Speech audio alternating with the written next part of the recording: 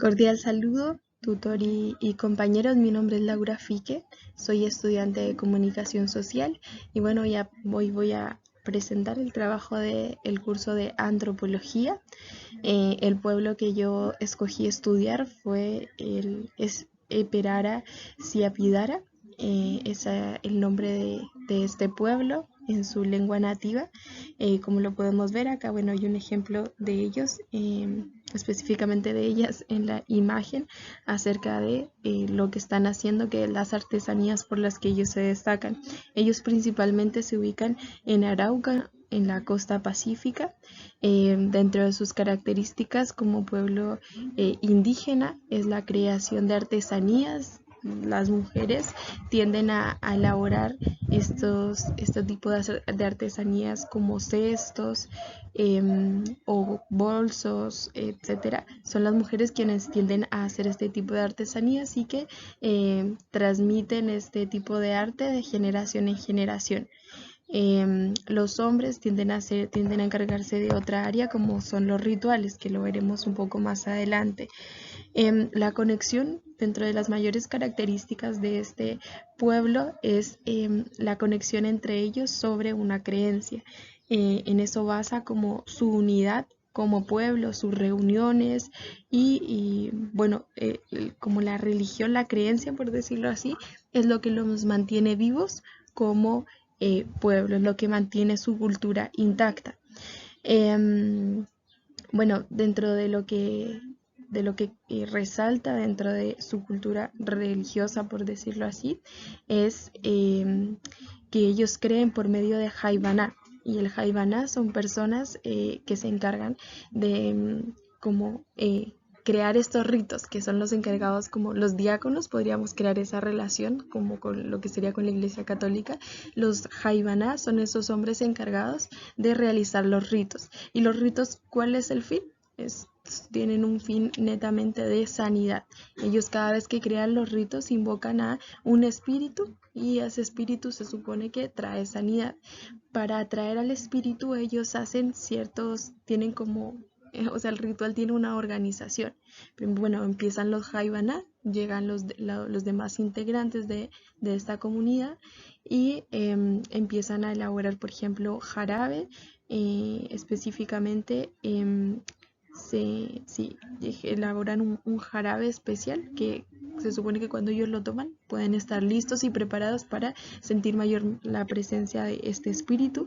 Empiezan a cantar y bueno, uno de los testimonios de uno de los integrantes de este pueblo es que ellos no cantan solo por cantar o no cantan solo porque suene bonito, sino que a través de su canto atraen más fácilmente al espíritu. También usan una de las características de lo que suele destacar, ellos usan elementos tallados en madera. Estos elementos los usan especialmente porque representan algo específico por lo que están elaborando el ritual. Generalmente es por sanidad, pero también puede ser como por dinero, por cosas que los favorezcan a ellos. Y cada elemento lo representa. Aquí, como lo podemos ver, este es el arte que elaboran las mujeres, es de lo que se encarga ellas y es transmitido generacionalmente. Acá es lo que hacía referencia hace unos segundos atrás. Estos elementos que vemos acá, son los objetos que tallan los integrantes del pueblo de Perara, que representan algo simbólico según el ritual por el que ha sido preparado. Este es un nombre conocido como Jaibaná, que es quien prepara, hace parte de los hombres que preparan este ritual. Bueno, dentro de los puntos a tratar en esta exposición es la problemática y procesos de resistencia y recuperación de la memoria colectiva del pueblo, ¿cierto? Bueno, uno de los problemas grandes que presenta este pueblo indígena y muchos otros es el desplazamiento forzado por grupos al margen de la ley, quienes llegan a ocupar y a desplazar con violencia a estos pueblos indígenas, específicamente el pueblo Perara tuvo que emigrar en su mayoría a la ciudad y ubicarse en las zonas rurales de Bogotá.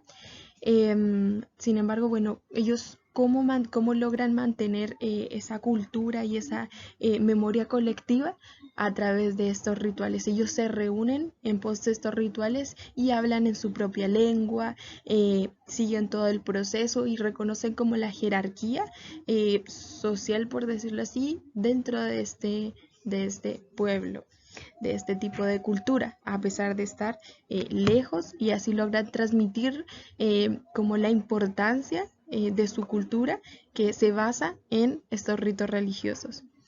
Bueno, según la lectura de Kotak, el proceso de bueno, lo que se pedía, ¿a qué se refiere el proceso de enculturación?